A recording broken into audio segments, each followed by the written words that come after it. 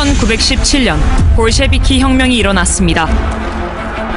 독일의 역사 철학자 헤겔은 말하기를 역사를 움직이는 힘은 그리스 신화와 이스라엘의 하나님께 있는 것이 아니라 역사의 추진 동력은 인간에게 있다고 주장했습니다.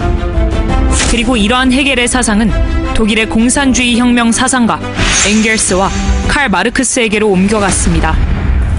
엥겔스의 아버지는 중소기업을 하는 사람이었는데 어느 날 엥겔스가 아버지가 경영하는 사업장을 방문한 후 자기 아버지 한 사람을 먹여 살리기 위해서 99%의 노동력이 착취당하는 것을 보고 엥겔스는 이러한 사회는 비정상적이다 라고 주장을 하면서 공산주의 혁명을 시작했습니다. 엥겔스는 아버지가 99%의 노동자를 위해 집에 돌아와서도 기업과 직원들의 업무를 계획하는 아버지의 정신적 노동은 생각하지 않았던 것입니다.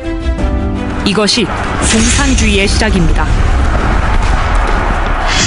엥겔스는 칼 마르크스와 연합하여 영국으로 갔습니다.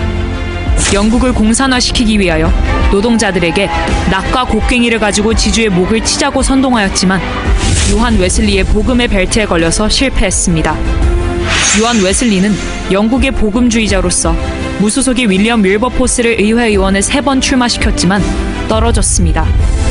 그러나 결국 4번째 시도 끝에 윌리엄 윌버포스는 당선되어 요한 웨슬리의 지시에 따라 의회에서 노예 해방을 주장했고 의원들의 동의로 노예가 해방되었습니다. 그러나 노예가 해방되자 노예들이 길거리로 뛰어나와서 물건을 도둑질하는 것을 보고 영국 국민은 노예는 노예의 위치에 두어야 하는데 왜 그들을 해방시켜서 사회 문제를 일으켰는가 라고 요한 웨슬리를 원망했습니다. 요한 웨슬리는 오늘날 한국의 농협은행과 같은 빈민을 위한 은행 제도를 만들어서 누구든지 교회를 찾아오면 이자 없이 한 달 동안 생활비를 대출해주는 방법으로 영국의 공산주의를 막아내었습니다. 칼 마르크스와 엥겔스는 영국 공산혁명에 실패하자 러시아로 갔습니다. 그곳에서 성찬식 하는 모습을 보았는데 성찬식에 분병을 하는 장로를 평신도가 증오의 눈으로 째려보는 것을 보고 예배가 끝난 뒤에 왜 당신은 주님의 가장 거룩한 성찬식을 받으면서 장로를 증오의 눈으로 쳐다보는가 하고 물었더니 내일 아침에 내가 일하는 목화밭 농장으로 오라. 그러면 그 이유를 알려주겠다. 라는 답을 받았습니다. 아침부터 시작된 목화밭 농장에서 떡과 포도주를 나눠준 장로가 주일날은 천사가 되고 월요일부터 토요일까지는 종들을 향하여 채찍을 때리는 것을 보고 그때 러시아는 이제 우리 것이다 하고 주장하며 학교 교사 23명을 선동하여 볼셰비키 혁명이 일어나게 되었습니다.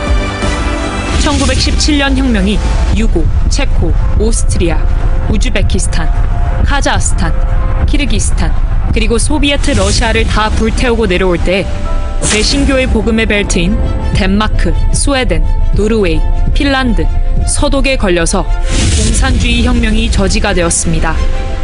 그때 이탈리아의 좌파 공산주의자 안토니오 그람시가 공산주의가 가장 위대한 제도인데 왜 복음의 벨트에 걸리면 힘을 쓰지 못하는가 하고 감옥에서 생각하다가 개신교의 복음의 벨트를 무너뜨리기 위하여 동성애, 이슬람, 차별금지를 전면에 내세웠습니다. 그 결과 프랑스 68혁명이 일어났고 이것이 미국으로 건너가 전 세계가 동성애, 이슬람 차별금지로 무너지게 되었습니다.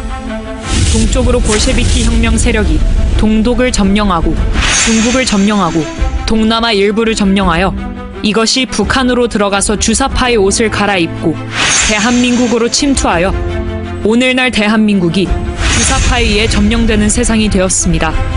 이것을 이길 수 있는 유일한 힘은 복음밖에 없습니다. 공산주의와 복음은 양립할 수 없는 사이입니다.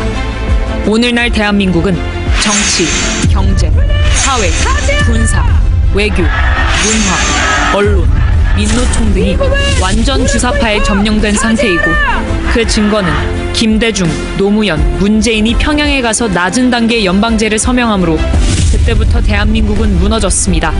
북한과 중국이 해킹 부대를 통하여 대한민국의 선거를 완전히 점령함으로 윤석열 대통령이 분노하여 중앙선관위를 압수수색하기 위해 계엄령을 선포하게 되었습니다. 그러나 당시 법사위원장이 헌법재판소에서 내란 혐의를 뺐음에도 불구하고 헌법 밑에 있는 국회에서 법률을 만들어 윤석열 대통령을 내란 수계로 몰아 서울구치소에 감금시켰습니다. 이제 우리는 헌법 위의 권위인 국민 저항권으로 광화문 광장에 1,000만 명이 모여 이미 북한 주사파에게 점령된 대한민국을 정상적 국가로 구출해야 할 것이며, 이승만 대통령이 세웠고 박정희 대통령이 일으킨 세계 경제 6위, 군사력 5위의 나라를 속히 구해야 할 것입니다. 이재명 대통령은 연말까지 자진하야해야 할 것이며, 국회의원들은 자진 사퇴하고 3개월 안에 재선거를 실시하여 대한민국을 정상적 국가로 바로 세워야 할 것입니다. 광화문에 한 번이라도 나온 사람들은 총집결하여 1,000만 명이 광화문 광장에 모이면 4.19와 5.16 혁명 같은 효과가 일어날 것입니다. 이것은 헌법 위의 권위를 가지고 있기 때문에 대한민국은 제2의 건국을 해야 할 것입니다. 존경하는 국민 여러분, 우리는 광화문 운동을 7년 진행하였고 윤석열 대통령을 당선시켰으며, 그 결과 오늘까지도 우리는 대한민국에 살 수 있게 되었으나 이재명은 문재인보다 더 사악한 자이므로 반드시 대한민국을 북한의 연방제로 넘기기 위하여 방위 출신을 국방부 장관에 임명하는가 하면 미 문화원에 불을 지른 김민석을 총리로 임명하고 장 차관들은 군대도 안 다녀온 자들로 임명하여 대한민국을 전쟁 없이 북한의 연방제로 넘기려고 시도하고 있습니다. 우리는 북한의 연방제로 나라를 넘겨줄 수 없습니다. 반드시 이승만과 박정희 대통령의 정신으로 대한민국을 지키고 자유통일을 이루어 세계 G2 국가를 이루어야 할 것입니다. 정광훈 목사 드림.